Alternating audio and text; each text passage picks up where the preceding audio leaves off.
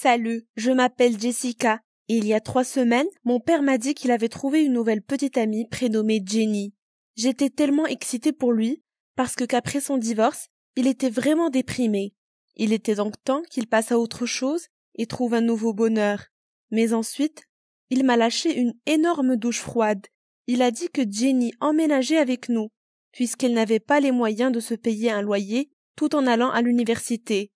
J'étais bouche bée. Quoi? Université? J'ai demandé à mon père quel âge Jenny avait et il a dit 21. 21? J'ai 23 ans. Quel genre de père veut sortir avec une fille plus jeune que sa propre fille?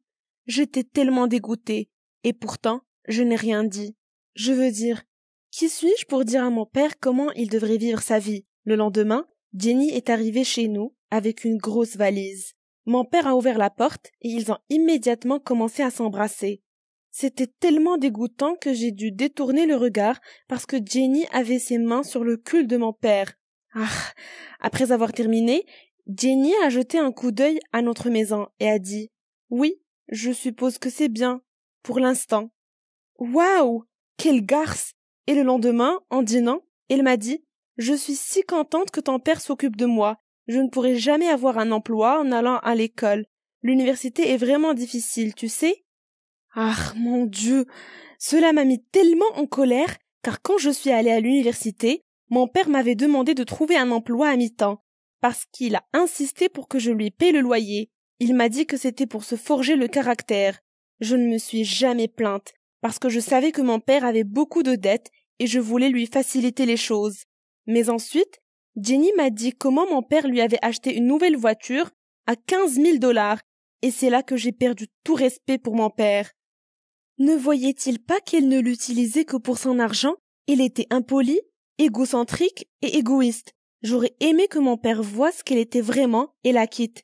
Mais je me suis rendue à l'évidence qu'elle allait rester. Par exemple, elle lui demande toujours de l'emmener au Hawaï. Elle nous parle tout le temps sur comment c'est la plus belle île du monde et ce serait vraiment romantique. Mais je sais qu'elle veut juste prendre des photos pour son Instagram. Puis est venu le moment où elle a porté ma chemise. J'ai voulu la gifler, mais j'ai réussi à rester calme. Je lui ai dit, c'est ma chemise. Tu peux la porter aujourd'hui si tu veux, mais je dois la récupérer. Et s'il te plaît, lave-la d'abord. J'apprécierai vraiment. Mais elle a juste rigolé et a dit, ce vieux chiffon?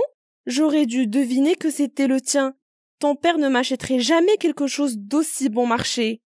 Ah, elle me déteste autant que je la hais, et je suis à peu près certaine qu'elle utilise aussi ma lotion pour le corps et mon shampoing.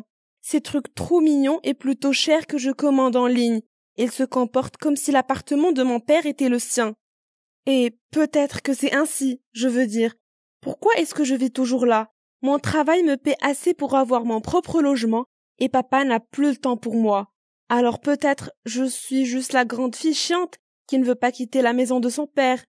Jenny serait peut-être plus sympa si je ne vivais plus ici.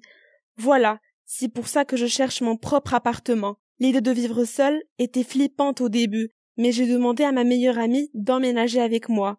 Elle a dit oui, et maintenant, nous avons prévu d'avoir beaucoup de nuits à la cool autour d'un film, et nous pourrions même aller ensemble à des rendez-vous galants.